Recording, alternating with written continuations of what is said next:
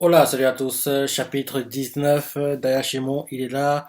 Dernier chapitre, on s'est arrêté en gros quand on découvre l'une des filiales du nouveau syndicat Enma, c'est le club Undine en fait. Et en gros, c'est en gros on va dire des gorilles quoi, des sortes de, oui, de tueurs quoi qui sont envoyés pour en gros prendre le contrôle des autres groupes. Et en gros, on voit qu'il y a des gars le, de l'Akashibista quoi, qui ont été tabassés. C'est ça, on leur demande en gros de rejoindre le syndicat Enma par la force. C'est ça, donc c'est un peu ce qu'on nous a montré au dernier chapitre. Et aussi, on a vu le flashback, le passé de Canton dans le syndicat Enma, comment était Dopo avant, comment était Kyo, le père de Ulala. Et aussi, d'après Canton, la seule personne avec qui il peut s'allier quoi, parmi les groupes, quoi, c'est la Kashibista, quoi. Il y a que avec qui il peut s'allier, quoi. Il explique clairement que le Kubotel Kori, non, avec eux, tu vas toujours passer des contrats. Et bien sûr, le CNK Enma, bah oui, tu peux pas t'allier avec eux, quoi. Donc, en gros, là, je pense que vous cherchez à créer une alliance, quoi, avec la Kashibista. Par contre, la Kashibista, vous été attaqué beaucoup de fois par le nouveau CNK Enma. Plein de leurs gars ont été tués. C'est ça, donc c'est intéressant de voir comment tout ça va se passer. Donc, c'est parti. Première page. Le titre du chapitre, c'est on se revoit quand tu auras sorti des châtaignes du feu. Allez, salut. Quelqu'un dira cette phrase dans le chapitre, logiquement. Et j'ai hâte de voir quand ce sera. Au début, on nous montre euh, quelqu'un qui est en train de marcher, quoi. Il porte une sorte de veste de velours, quoi. Et le gars fait un Itorima est un yokai qui peut consumer les flammes des bougies et des lanternes en un battement de cils. Ah, ok.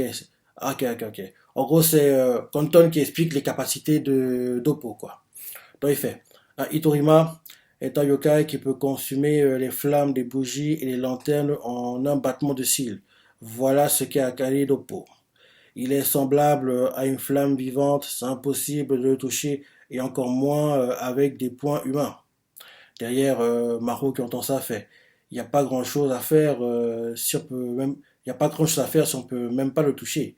Derrière, Ulala fait. Je vais devoir réfléchir à une stratégie pour y faire face avant que cette guerre totale ne débute. Et là derrière, on voit que oui, ils sont arrivés apparemment où vivent les gars du de pardon, de Laos Rocky quoi, on dirait une sorte de oui de ghetto, de bidonville quoi.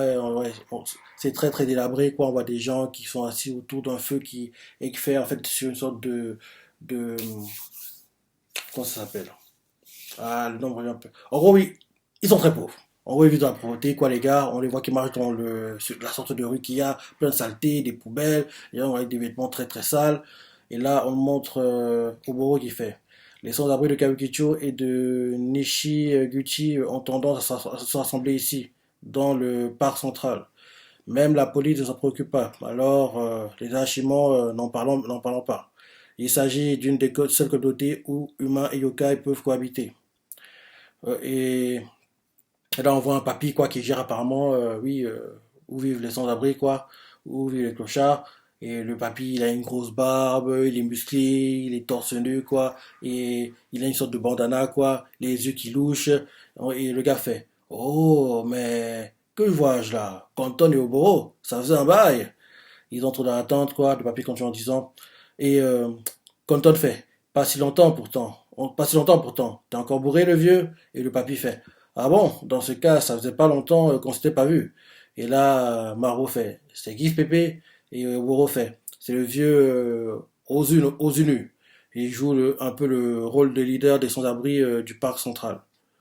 Et il continue en disant, Oboro, c'est un maître dans les arts démoniaques et la sorcellerie. Il doit bien avoir plus de 1000 ans.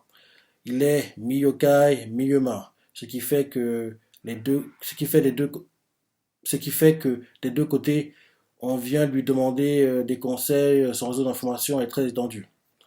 Faut pas le chercher, sa démence dépasse tout ce que vous pouvez imaginer.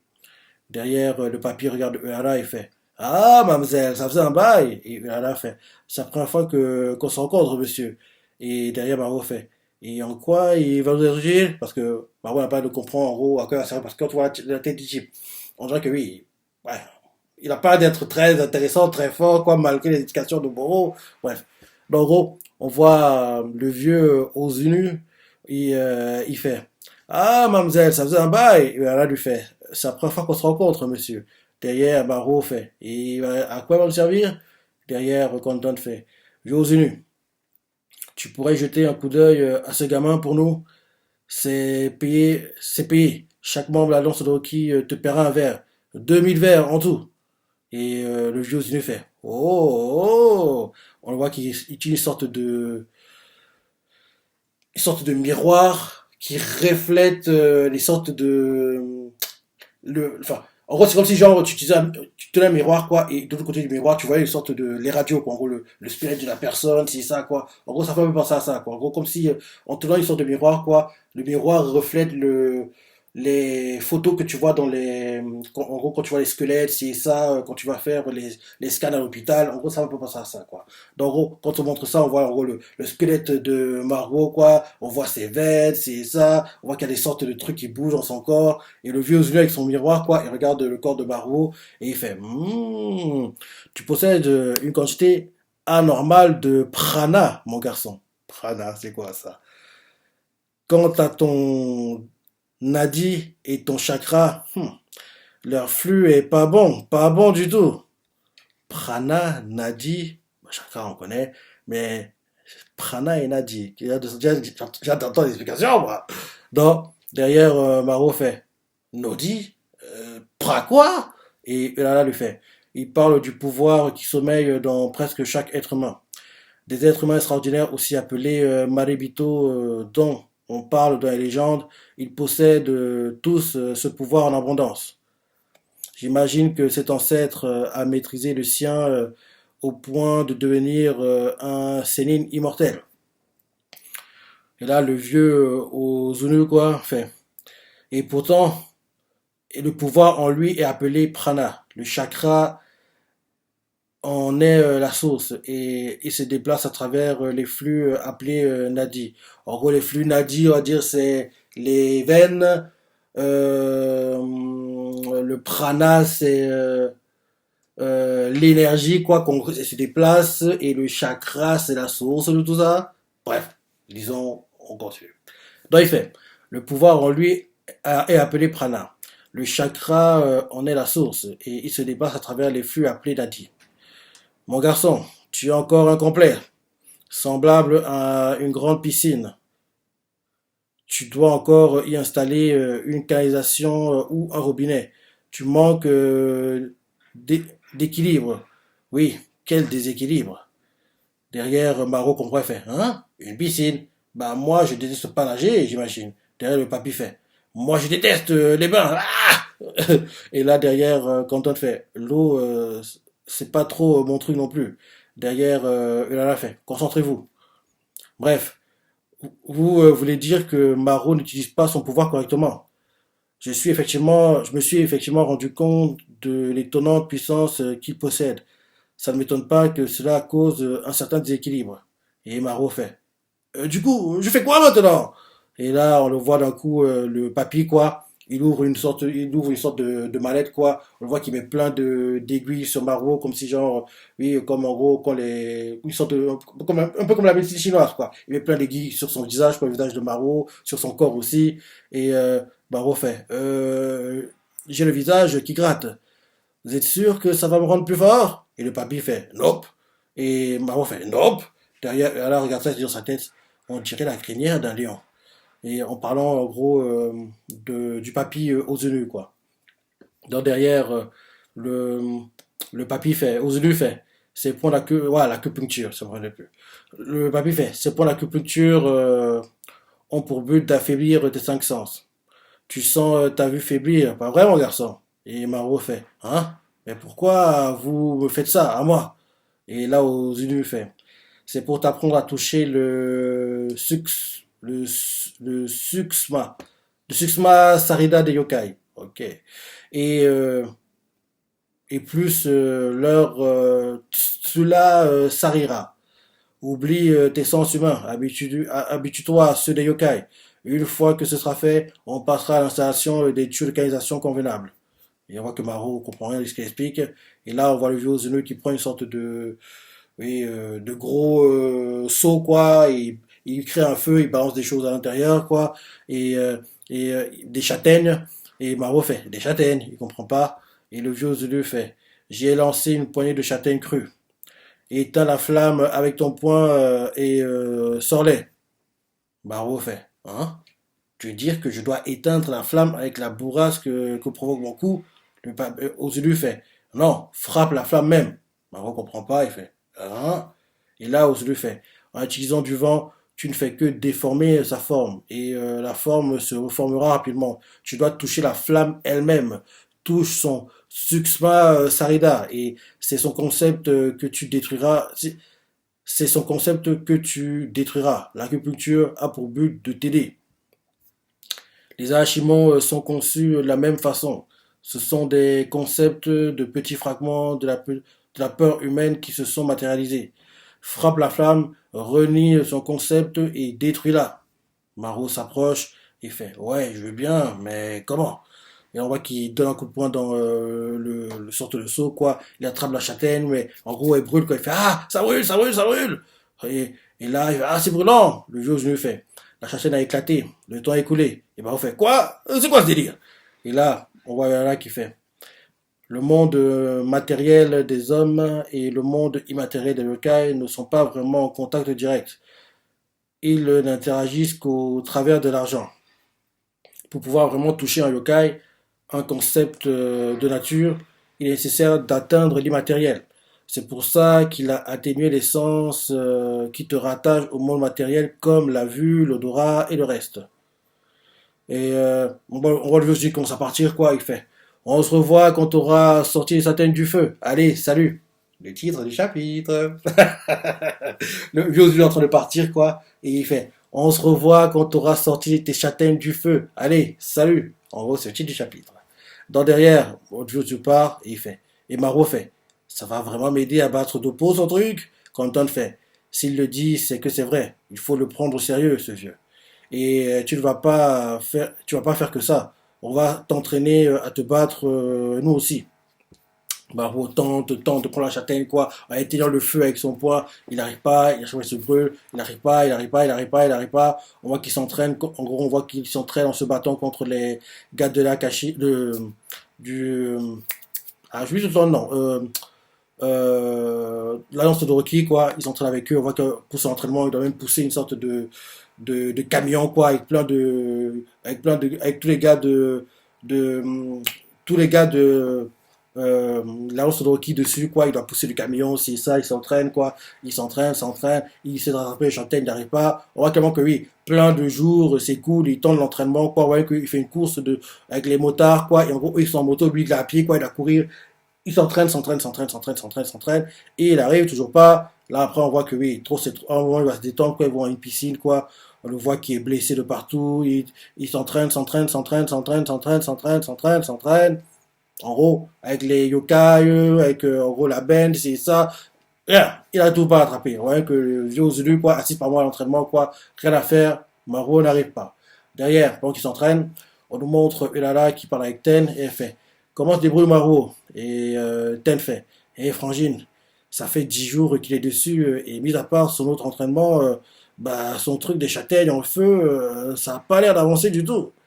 Et là, on voit Maro frustré qui fait je veux battre Topo, merde. Je comprends pas pourquoi je dois m'embêter avec ces stupides châtaignes. Et Pépé, c'est pas utile du tout. Il fait que boire. Et Pépé, du tout, et ce Pépé est pas du tout utile. Il fait que boire. Il s'enfile les 2000 verres super vite. Maro continue de s'entraîner, il n'arrive toujours pas. Il fait ah, j'en ai marre. Je vais aller courir pour me défouler. Et on voit là qu'il va aller courir, quoi. Il fait oh, c'est vrai qu'il a l'air énervé. Ten fait ouais, c'est bizarre de le voir dans cet état. Le vieux Ozunu fait il a les bases, mais il n'arrive pas à percevoir la connexion entre son entraînement et son but. C'est pour ça qu'il n'arrive pas à frapper la flamme. Il serait peut-être plus rapide de le confronter à un vrai adversaire, c'est qui tout double. Et on voit Maro qui est en train de courir, quoi, il fait un footing en courant. Euh, il se dit, je commence à paniquer. C'est pas moi du tout, mais c'est, mais c'est logique, non? Cette défaite, c'était la pire. Il se rappelle qu'en gros, Dopo l'a battu. Et là, on voit euh, Ten qui parle le vieux aux yeux, il fait. Et Ulala, il fait. Frangine, Frangine n'est toujours pas réveillée. Frangin, tu veux pas manger? Et là, on montre Maro qui est en train de dormir, il fait. Si, plus tard, merci. On voit Maro qui est en train de lire un manga, il a plein de bandages partout, quoi. Et André une momie, quoi. Et là, en gros, il se rappelle quand il était gamin, il lisait les mangas, quoi. Et, et il fait. Et quand je ressens de la frustration, je m'enfuis dans les mangas pour y échapper. J'ai toujours eu la même habitude. On montre le contraste quand j'étais gamin, il lisait les mangas, et maintenant, quoi, là quand j'étais gamin, on dirait qu'il était des sortes de blessures, quoi. Il était couché sur son lit, il lisait le manga. Là, maintenant, il a plein de sortes de bandages partout, comme une momie, quoi. Il lit le manga, quoi. Et là, on voit le vieux aux yeux, il fait lire les mangas pour récupérer. Ça, mon garçon, c'est un rapport direct avec ton Tsuksma Sarira. Lire des mangas te permet de guérir ton Atman et ton Tsuksma Sarira. Cette guérison affecte celle de ton corps. Tout, et Maro fait, tous ces mots étranges, c'est chelou, et en même temps, je crois que je comprends.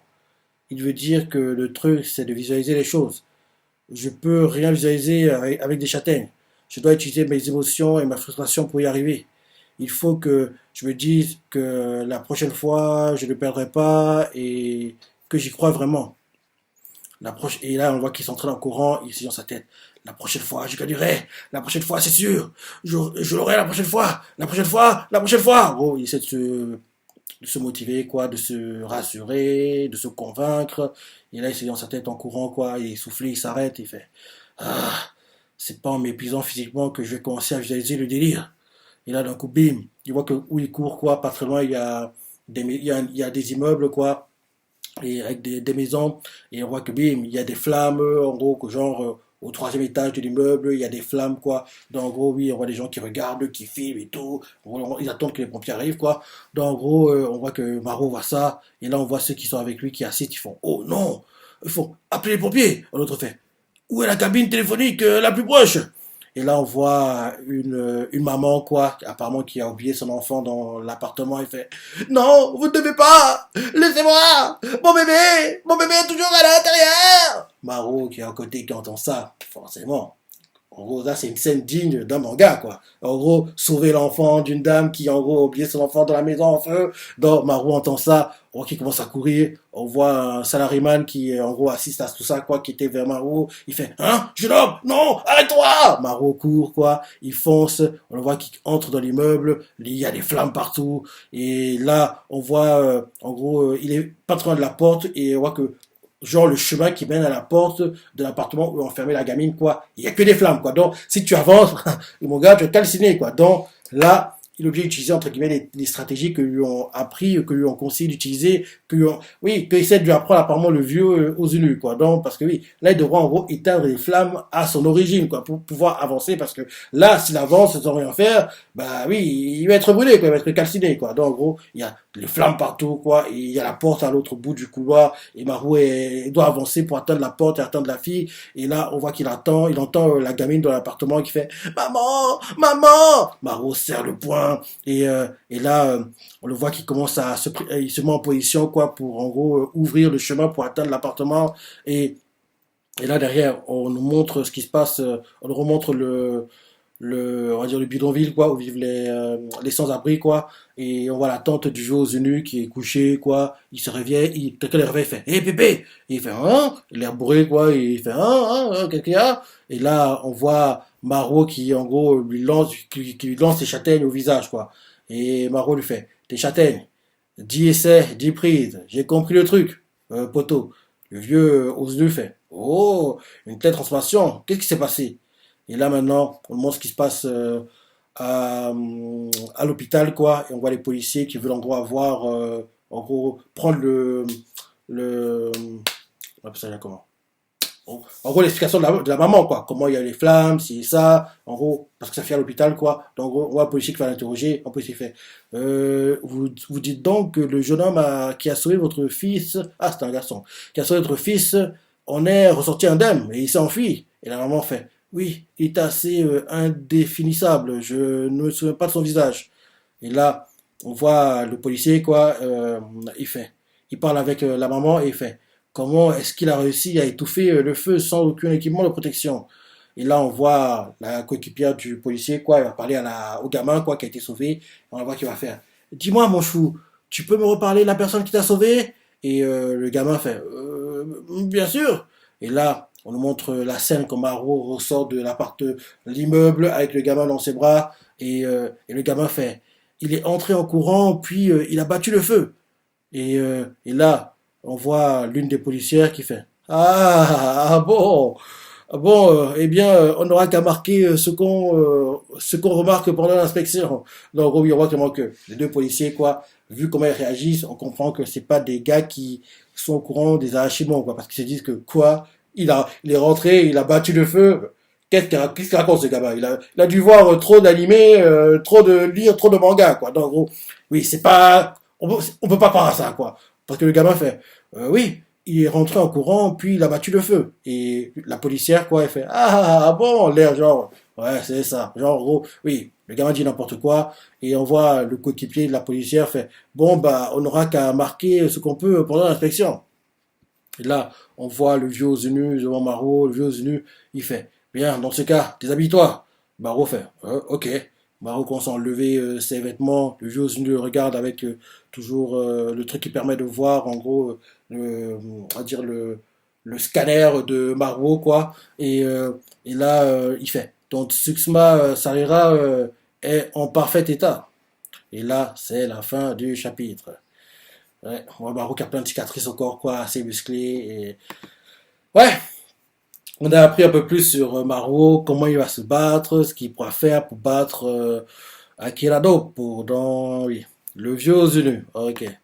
Non, c'est un personnage. Et on n'a pas revu le club Undine, parce que oui, on les a vus au dernier chapitre, quoi, essayer de recruter des gars de la Akashi Beastar, quoi. Donc, oui, j'ai hâte de voir comment tout ça va se passer plus tard, quoi. Et j'ai hâte de voir comment l'alliance va se faire entre la Akashi Beastar et le groupe, enfin, et l'alliance Gangurara, Alliance Todoroki, quoi. Parce que je me dis que ces trois groupes-là vont s'allier, quoi. Et parce qu'en plus, le premier qui veut, rappelle-toi le rêve de Kyo, quoi. En gros, complètement contre le Japon, quoi, le Kanto et le Kansai, quoi. Il a réussi à contrer une partie seulement. Donc je me dis que quoi qu'il arrive, même quand Doppo sera battu, il y aura en gros l'autre partie du Japon qui devra en gros être contrôlée aussi. Ça prendra du temps et on va découvrir des Akashi qui sont là-bas, c'est ça, des Arashimon qui vivent là-bas, ce genre de choses, quoi. Bref, c'est intéressant et oui, je crois que j'ai dit hier, quand en gros j'ai fait ma live action du chapitre 18, oui, le tome 1, il a des réimpressions prévues, quoi. Donc, s'il y a des réimpressions prévues, c'est en général bon signe, même si faut quand même faire attention, parce que rappelle-toi, en gros, avec Phantom Seer, quoi. C'était un manga qui avait eu des réimpressions, qui marchait bien pour un nouveau manga, malgré tout, oui, la Shueisha l'a annulé, quoi. En plus, à chaque fois, il était classé parmi les derniers mangas, il faisait des ventes plutôt correctes pour un nouveau manga, quoi. Malgré tout, il l'a annulé. Donc, on va faire attention quand même, mais c'est plutôt bon signe, on va dire, que le fait qu'il y ait des réimpressions qui soient prévues pour Hashimon, quoi. Et le tome 2, si je ne me trompe pas, il sort en juin, si je ne me trompe pas, donc j'ai hâte de voir en gros les ventes qu'il fera, espérons que ce tome 2-là, il réussira à apparaître dans le top 50 et bien sûr battre les ventes qu'avait fait le tome 1, quoi. Mais ça devrait être le cas, vu qu'il y a des réimpressions qui ont été faites, quoi, logiquement, oui, il devrait commencer à apparaître dans le top 50 hebdomadaire quand le tome sortira et qui sait, peut-être même il apparaîtra dans le top 20, top 30. J'ai hâte de voir, quoi. J'ai hâte de voir et j'espère vraiment que, oui, tout va bien se passer, que le manga va pas être annulé parce que il est intéressant. Il est intéressant, quoi. Mais c'est vrai que le thème des Yakuza, si ça, c'est mal vu au Japon, donc c'est pour ça qu'il est parmi les derniers mangas à lire. Je sais pas, bref. Oui. Dis-moi ton conseil du chapitre, les parties que t'as préférées, laisse des commentaires, like et... Ouais, salut.